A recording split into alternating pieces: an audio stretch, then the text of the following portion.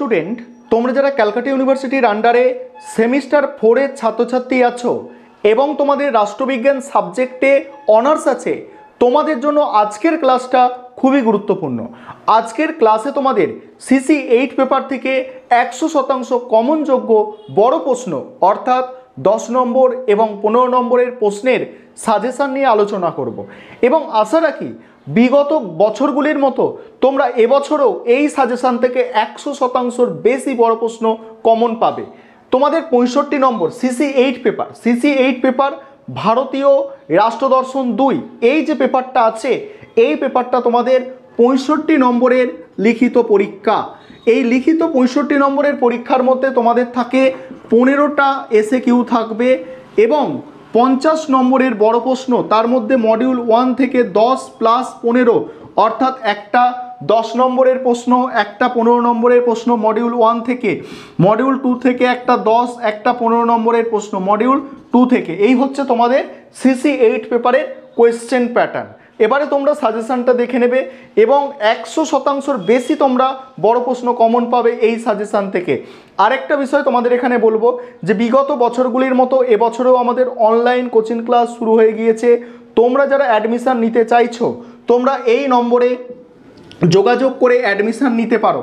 আমাদের সপ্তাহে 3 দিন করে ক্লাস হয়। এই 3 দিনের মধ্যে 2 দিন হচ্ছে রেকর্ডেড ক্লাস, একদিন হচ্ছে লাইভ ক্লাস, গুগল মিটে লাইভ ক্লাস। 3 দিন ক্লাস হয়ে থাকে এবং ক্লাস কোন কোন বার হয়?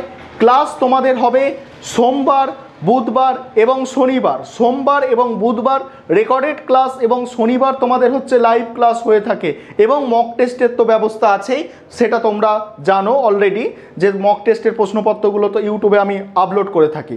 এবারে তোমরা সাজেশানটা দেখে নাও, আর তোমরা যারা অ্যাডমিশান নিতে চাইছো তোমরা এই নম্বরে যোগাযোগ করে অ্যাডমিশান নিতে পারো। চলো তোমরা সাজেশানটা দেখো। এবারে তোমরা সম্পূর্ণ সাজেশানটা দেখে নাও, অর্থাৎ প্রশ্নগুলো দেখে নাও। প্রথমে 15 নম্বরের জন্য যে প্রশ্নগুলো তৈরি করতে হবে দেখো। 15 নম্বরের মডিউল 1 থেকে যে প্রশ্নগুলো তৈরি করবে দেখো।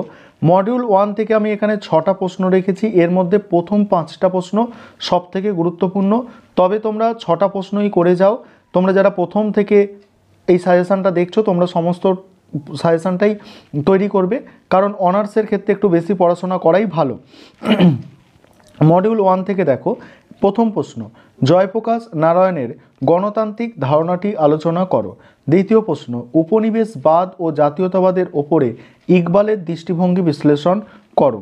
তারপরে প্রশ্ন 3 নম্বর প্রশ্ন দেখো, মানবেন্দ্রনাথ রায়ের র্যাডিক্যাল মানবতাবাদের ভাবনার ওপর একটি টিকা লেখো। 4 নম্বর প্রশ্ন, রামমোহন লোহিয়ার সমাজতান্ত্রিক চিন্তার ওপর একটি টিকা লেখো।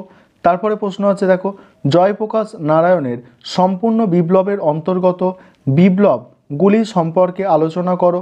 নেক্সট প্রশ্ন আছে, জয়প্রকাশ নারায়ণের সমাজতান্ত্রিক ধারণা, জয়প্রকাশ নারায়ণের সমাজতান্ত্রিক ধারণা সম্পর্কে আলোচনা করো।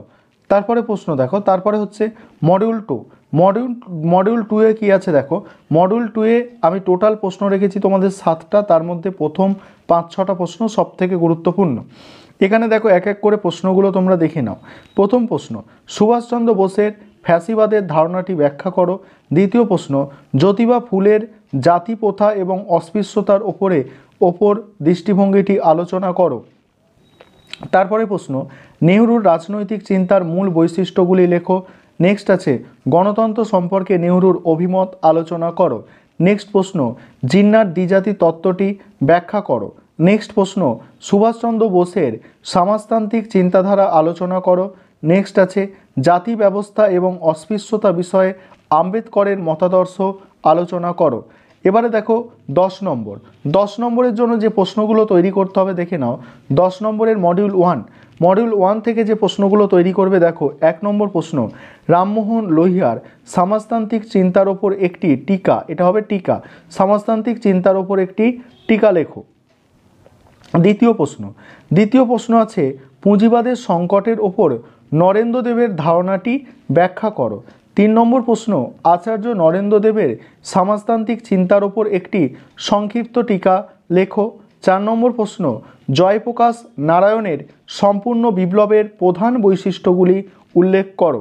5 নম্বর প্রশ্ন আছে, জয়প্রকাশ নারায়ণের গণতন্ত্রের ধারণা আলোচনা করো। নেক্সট আছে উপনিবেশবাদ ও জাতীয়তাবাদ বিষয় ইকবালের দৃষ্টিভঙ্গি। মডিউল টু থেকে যে প্রশ্নগুলো করবে দেখো, 1 নম্বর প্রশ্ন গণতন্ত্র সম্পর্কে নেহরুর অভিমত আলোচনা করো। দ্বিতীয় প্রশ্ন জিন্নাত দ্বিজাতি তত্ত্বটি ব্যাখ্যা করো। 3 নম্বর প্রশ্ন সুভাষচন্দ্র বোসের সমাজতান্ত্রিক চিন্তা সম্পর্কে আলোচনা করো। নেক্সট আছে সুভাষচন্দ্র বোসের ফ্যাসিবাদী ধারণা। তারপরে প্রশ্ন সুভাষচন্দ্র বোসের সমাজতান্ত্রিক চিন্তা সম্পর্কে আলোচনা করো। এটা দেখো সুভাষচন্দ্র বোসের সমাজতান্ত্রিক চিন্তা সম্পর্কে আলোচনা করো, এই প্রশ্নটা দুবার লেখা হয়ে গেছে, এখান থেকে একটা তোমাদের বাদ যাচ্ছে। অর্থাৎ এখানে দেখো মডিউল 2 থেকে এখানে মাত্র তোমাদের কটা 4টে প্রশ্ন আছে 10 নম্বরে। এই 4টে প্রশ্নের মধ্যেই তোমরা একটা প্রশ্ন কমন পাবে। এই ছিল তোমাদের সাজেশন। আগেই বলেছি তোমরা যারা অ্যাডমিশন নিতে ইচ্ছুক আছো যোগাযোগ করতে পারো।